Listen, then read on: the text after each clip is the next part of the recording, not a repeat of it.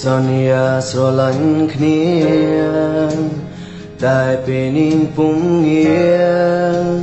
អូនទៅចាបងហើយបងតែគិតនឹងអូនអើយវេលាហួសហើយនេះគ្រាន់ជាក្តីស្រមៃគេងពេលយប់យកសំមានអូននៅក្បែរសប្បាយម្លេះទេព្រោះបាននៅក្បែរស្រីតែเพียงដឹងខ្លួនរួមបងហើយនឹងស្រី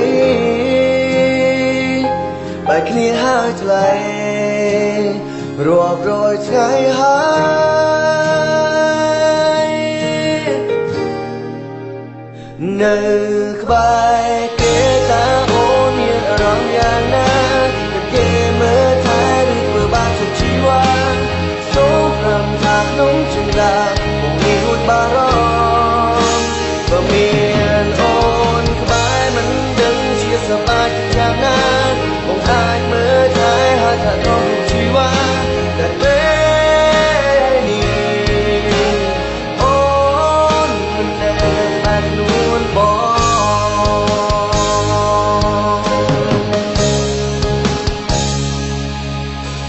បាន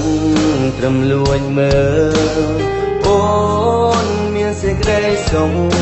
ពេលនេះថ្ងៃមុខរូបបងសូមត្រឹមនៅងត់តែអ្នកឯ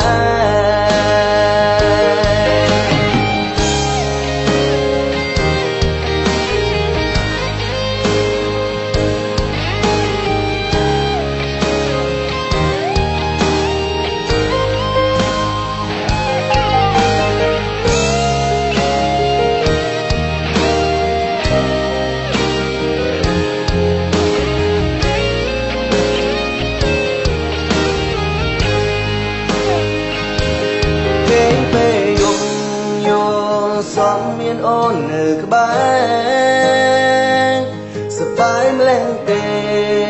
ព្រោះបាននៅក្បែរស្រីតែเพียงដឹងខ្លួនរូបបងហើយនឹងស្រី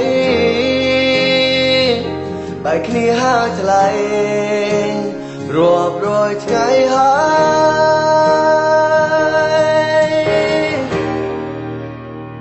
ើយបងចង់សួរអូនថានៅក្បែរគេតើអូនមានអារម្មណ៍យ៉ាងណាតែគេមើលថែឬធ្វើបាបជាជីវ៉ាសូមប្រាំថា